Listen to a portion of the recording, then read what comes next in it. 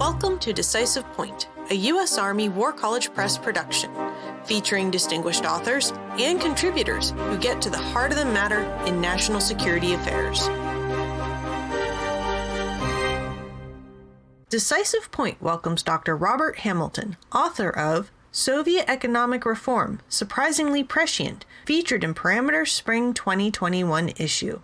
Dr. Hamilton is an associate professor of Eurasian Studies at the U.S. Army War College and writes on conflict and security issues, focusing on the former Soviet Union. For the Parameter's 50th anniversary issue, you wrote a retrospective on an article published in the journal's inaugural year, 1971, and it was by an economist, Dr. John P. Hardt. Hardt assessed the trajectory of the Soviet economy and argued the need for reform. Specifically, he evaluated the willingness of key actors in that economy to support such reform. Why was Hardt concerned about the Soviet economy? Like a lot of people in the West, Hardt was trying to determine how viable the Soviet system was, what sort of challenges it would pose to the West going forward. And so for years, the Soviet economy had grown at a faster pace than Western economies. And Hardt was writing in 1971. That was a period when many Western economists expected the Soviet economy to continue to outpace Western economies and even overtake the U.S. as the world's largest economy. Hardt's view about the Soviet economy was very different from a lot of what was in the economic mainstream at the time. He saw that it had really serious structural problems, and he saw those factors that if they weren't addressed, he understood that they would put inherent limits on its growth. And so his was not a mainstream view at the time. It was a bit of a minority view. And the problem that he identified in 1971 was a labor shortage. His solution was the release of available manpower from the armed forces to the civilian sector to make up the shortage of labor, allow the economy to modernize and accrue the gains in efficiency, meaning less labor would be required per unit of output. So Hardt really at the time seems to be one of a very few number of voices arguing that there were really serious structural problems in the Soviet economy that, if they weren't addressed, would prevent it from ever overtaking the West and could put it in jeopardy as a viable economic system. Can you break it down a little bit and talk about the key actors and the key factors in this situation? There were a few groups of key actors. The first was this tug-of-war between proponents of a return to Stalinist heavy industry military priorities, sort of the old sort of Stalinist economic militarized economy, and then proponents of an economic modernization focused on the civilian economy, right? So this is the familiar guns versus butter debate, tension between investment in the military and investment in growth-stimulating consumer goods. And so he talks in the article about that tension and those groups of actors. And that's a fairly mainstream view that a lot of economists were talking about at the time. But he saw another debate that he thought cut across that, and that was sort of the debate between the economic technocrats interested in maximizing efficiency of the economy versus the party bureaucracy and the party functionaries interested in maximizing control. So it was this tension or debate between groups of people more interested in control and groups of people more interested in economic efficiency. Hardt thought, and this is one of the few things I think he got wrong in the article, but he believed that there might be an emergence of a de facto alliance of economic and military professionals that could overcome the resistance of the party bureaucrats and allow for economic modernization. The idea was that the military also had an interest in the economy being as efficient as possible so that every ruble spent on military hardware would buy the most amount of hardware possible. And also that in the military, there was emerging this sort of well-educated professional technocratic class that was less political that may align with the economic technocrat. The reason that you didn't have this alliance of technocrats interested in efficiency was another group of actors, all of whom were positioned to prevent reform. The first of these was the military itself. So Hardt did understand the outsized power of the military in policymaking, but in retrospect, even he underestimated how much it dominated.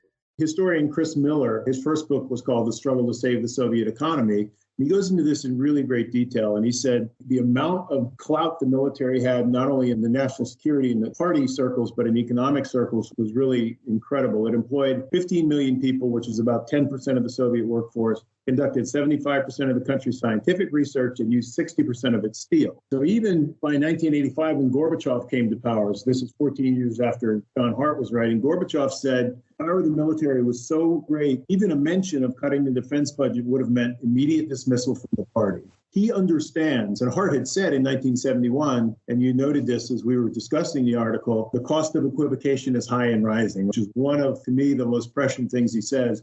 But aside from the military, there were these two other groups that Chris Miller, the author of The Struggle to Save the Soviet Economy, talks about. One was the agricultural sector, and one was the energy complex, each of which had arguments for why they should have a dominant role in the economy and could not be cut or could not be reformed. And so the Gorbachev's dilemma was that the economic sectors that most needed reform, the military, the economic, or the agricultural and the energy sectors, were all positioned to prevent reform.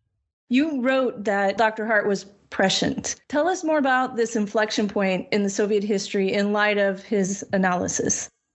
I think he was actually prescient in two ways. And one, you mentioned the inflection point, and inflection points in history are really often only visible in hindsight. We look back now and we see all the Soviet economic data starts to turn in a negative direction around that time. But standing at that moment in history, I think it's really hard to see that. So one of the ways I think that Hardt was prescient is that he understood at the time that he was standing at an inflection point in history. The second is, the Soviet system is notoriously opaque. We struggled for the entire existence of the Soviet Union to understand how it made decisions and what those decisions would be. I started the article with a quote everyone knows from Winston Churchill about Russia or the Soviet Union being an enigma wrapped in a riddle.